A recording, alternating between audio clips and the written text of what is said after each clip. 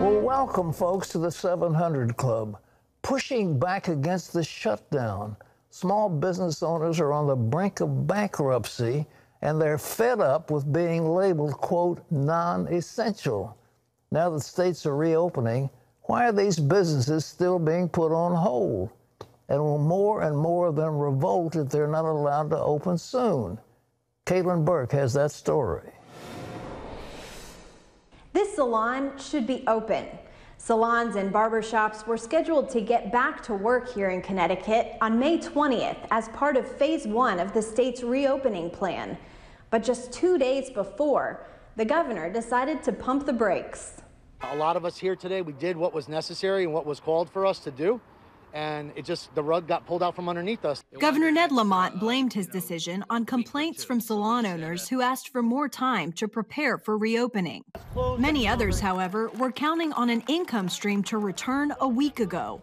Hair canvas salon owner Erin Coyle tells CBN News she spent time and money ensuring her business followed the government's guidelines.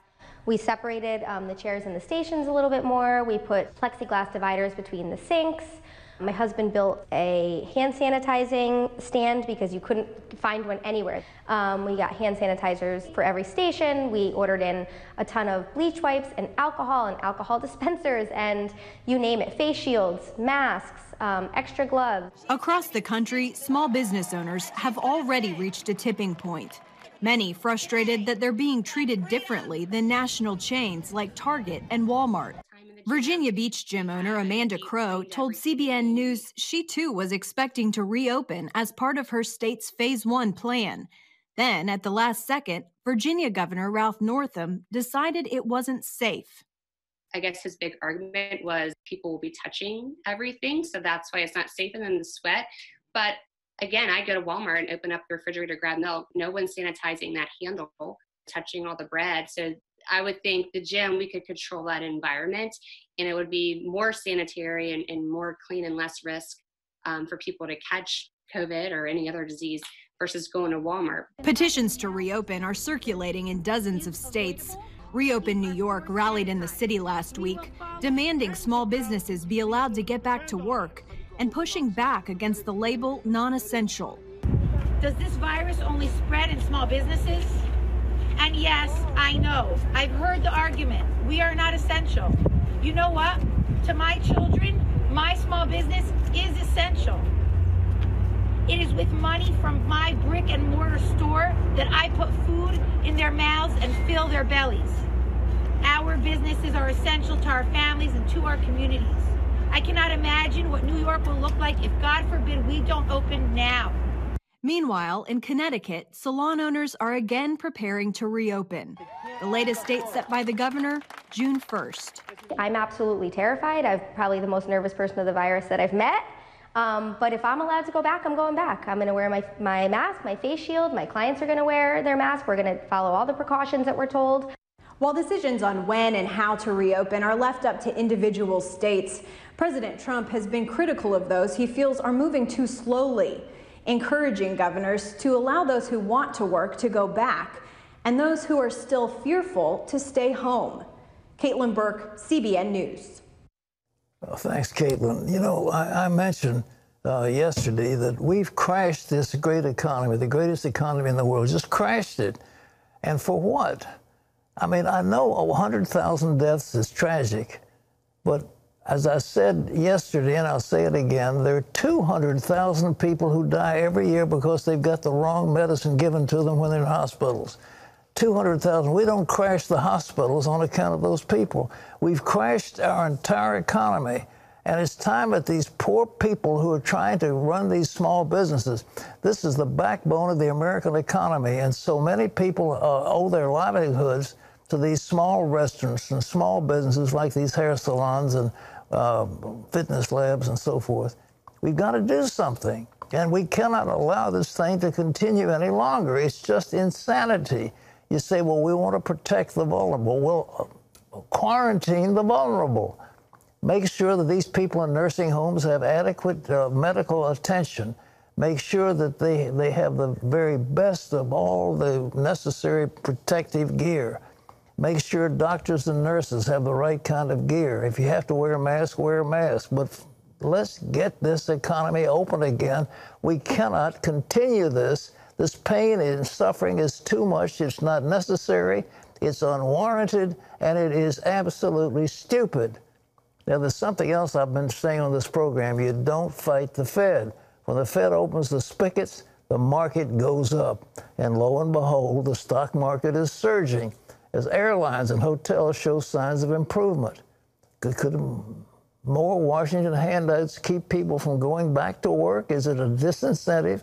Well, the problem is, yes, it is. John Jessup has more.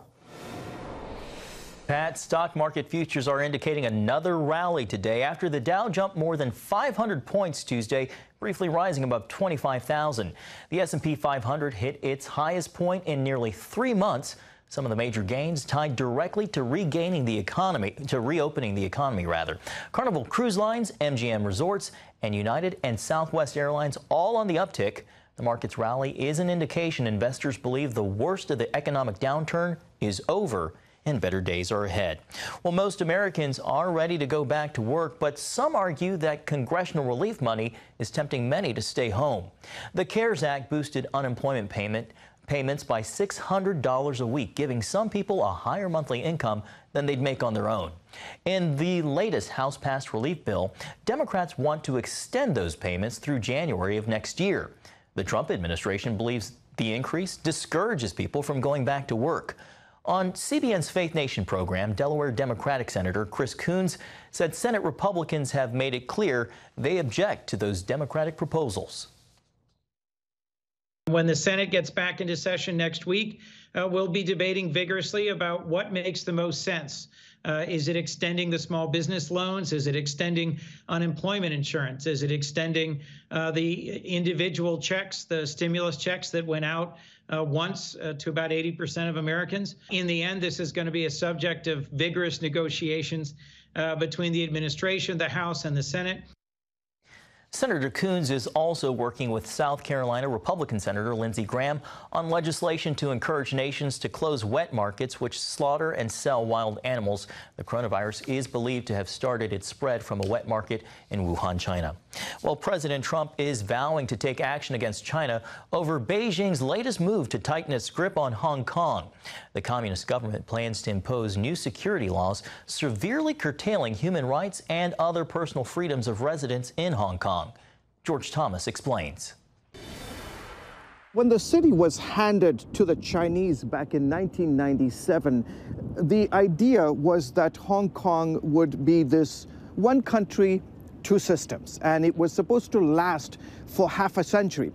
The agreement expires in the year 2047.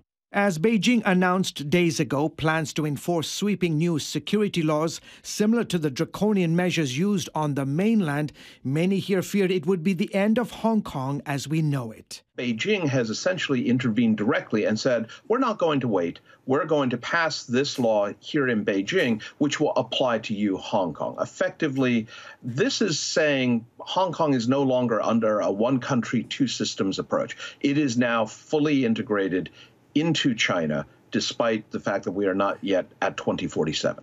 Many Hong Kong residents fearful at the thought of becoming another Chinese city and losing personal freedoms. I think it's very ridiculous. They promised one country, two systems, but the content of the security law is basically implementing one country, one system. Cheng says for China, the idea of one country, two systems has always really meant one country over two systems. So what this is going to mean is that freedom of the press, freedom of expression, freedom of assembly, freedom of protest, freedom of speech, all of these are going to be very much in jeopardy. It also effectively nullifies the independence of the Hong Kong judicial system. China insists the new crackdown is needed to prevent secessionist and subversive activity, as well as foreign interference and terrorism. Ahead of more pro-democracy protests this week, China's top military commander in Hong Kong says his 10,000-strong army is ready to do whatever it takes. The garrison troops have the determination, confidence, and capabilities to defend national sovereignty, security, and development interests and safeguard long-term prosperity and stability in Hong Kong. In Washington, lawmakers on both sides of the aisle want to sanction any Chinese official involved in enforcing the new laws in Hong Kong. The bill would also penalize banks and businesses that help enforce the law. The White House is warning China against enacting the laws. If that happens, there will be sanctions that will be imposed on Hong Kong and China. It's hard to see how Hong Kong could remain the Asian financial center that it's become if China takes over. And now experts worry that if China moves to take over Hong Kong, Taiwan could be next on Beijing's list. The reality is that China cracking down on Hong Kong means that Taiwan has even less reason to believe Chinese promises of autonomy and non-interference should the two reunify. George Thomas, CBN News. Thanks, George. And Pat, analysts and observers say if this law passes, this could be the end of Hong Kong as we know it. Well, it would be a terrible shame because they've had a robust stock market. The Gems Exchange in Hong Kong is an opportunity for Chinese companies to go public. It's been a financial center that's noted all over the world, and men like Li Kaosheng and others are with Hutchison Whampoa, very successful companies, enormously rich people, and this whole idea of crashing their economy is just insane. It's one more move by dictators to do something that's foolish. But Taiwan, of course, now is going to be on alert, and the Chinese are always concerned that there'll be an invasion from Taiwan into China, which isn't about to happen. But the United States has got a defensive treaty with Taiwan, and we're going to send them planes and supplies to defend themselves against a Chinese invasion.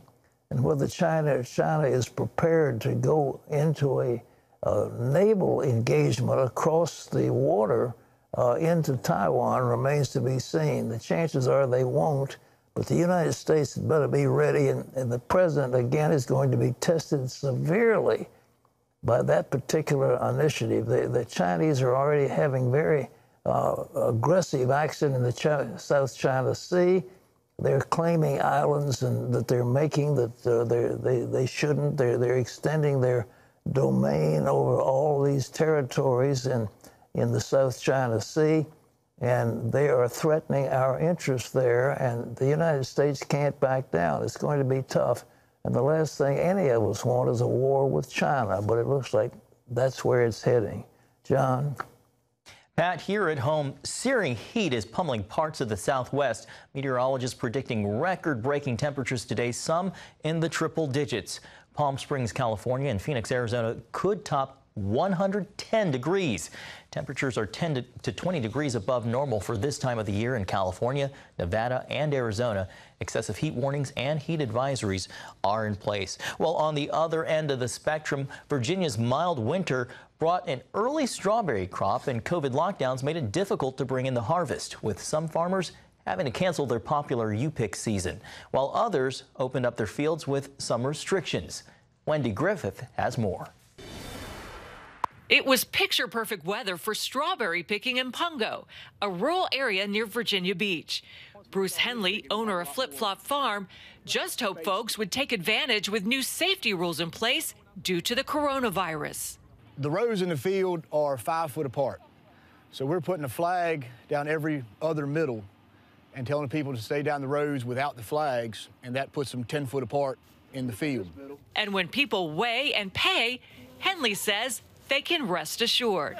We're extra sanitizing, we're wiping down all the buckets, we're wiping off the scale in between each customer, wearing latex gloves, doing all we can.